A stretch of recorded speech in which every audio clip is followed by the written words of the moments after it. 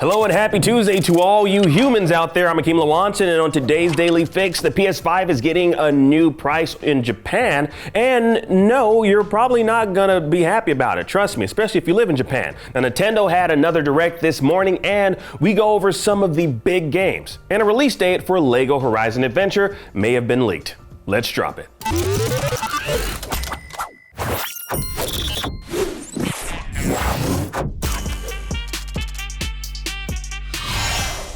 Just in time for the annual Tokyo Game Show, Sony has announced a price hike for the PlayStation 5 in Japan. The price will increase by 13,000 yen or about $90 US. Now, the announcement was posted to the Japanese PlayStation blog earlier today and will bring the price of a standard PS5 to 79,980 yen or about $552 US.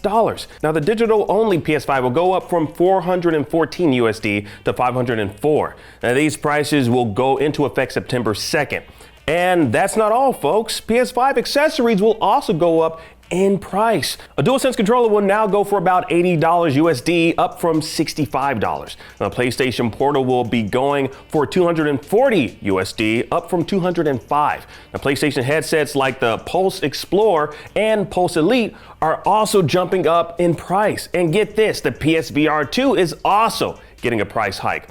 Japanese gamers will be paying a premium for the VR device, which will sell for 622 USD, up from 518 USD. The PlayStation blog only gave a vague explanation for the changes, citing, quote, recent challenging external environment, including the current fluctuations in the global economic situation and the impact it will have on our business. What does that mean? I have no idea. Now, this isn't the first price hike the PS5 has had in its lifespan. It's also not alone. The Xbox Series X and S also had price increases in Japan. It's an odd situation for the console games industry to be in today, when in previous generations, consoles at this age, about 4 or 5 years old, start seeing price cuts or slim models that are just as powerful but cheaper to produce. Now, the PS5 does have a slim model, but it's sold at pretty much the same price as the original. No word yet from Sony on if these price changes will be making their way to other regions. If they make it to the US, I'm gonna throw my PS5 away. That doesn't make any sense, because then I'd have to pay more money. Anyways, forget about that. Let's just hope not, since that will be yet another grievance gamers have with the current generation. Now, the ongoing narrative in console games is that this generation may have launched too early with games that struggle to reach the potential that hardware makers like Sony and Microsoft have promised at launch. And many games still only run at 30 frames per second and at 60 with many visual enhancements turned off. Now, what are your thoughts on this? Like, if you didn't already own a PS5 and a price hike came to your region, would you still want one? And who the hell is paying $600 for a PSVR 2? I didn't even want to pay what I paid for when I first bought it. I'm a dummy. Comment down below how dumb I am in the comments. Nintendo's latest showcases debuted this morning and offered a look at the 7-year-old console's lineup for the rest of the year and beyond. And it looks like the Switch still has some life left in it.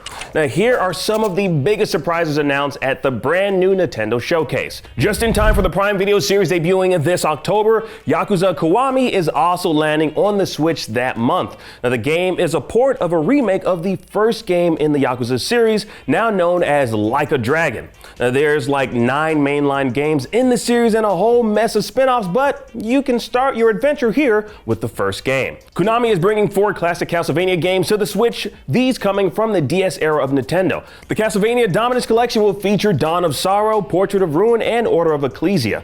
As a bonus, you're also getting Haunted Castle, a 1987 arcade game. The collection joins the Castlevania Classics Collection, which includes the NES and SNES era games, and Castlevania Advance Collection, which gathers the Game Boy Advance games. And the collections and remasters don't stop there. Suikoden 1 and 2 HD Remaster is coming in March of 2025. Now, these are remasters of the cult RPG Suikoden games from the PlayStation 1 days. And Capcom will be bringing another fighting game collection to the Switch, with Capcom Fighting Collection 2 coming in 2025. Now, this compilation gathers 8 classic fighting games, including Capcom vs. SNK 1 and 2, Power Stone, Power Stone 2, Project Justice, Street Fighter Alpha 3, and more. And yes, online play is included.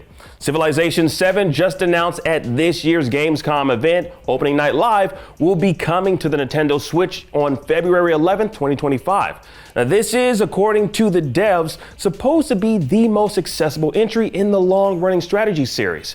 And we'll have to wait and see and find out next year. And there's tons more, so much more. We can't really take the time to list it all here because this has got to be a short video. So I want you to go check it all out on IGN.com for the complete list of all the games announced in the August Nintendo Direct. Oh, and the Hollow Knight Silksong fans out there, sorry, today wasn't your day, my guy and my gals.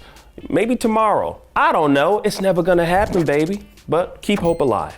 And finally, we have an update on LEGO Horizon Adventures, the game no one asked for. Looks like Sony made a boo-boo and accidentally published the release date on the PlayStation website. Via Gamitsu, a Redditor spotted the November 14, 2024 release date, but Sony caught the error and deleted it. It was rumored that the release date was to be announced this morning during the Nintendo Direct, since LEGO Horizon Adventures is also coming to the Switch. But alas, the Direct came and went with no mention of this game no one asked for. Anyway, it probably won't be long before we get something official from someone that we don't care to hear from, because no one wants this game. I don't want a LEGO version of, let me stop.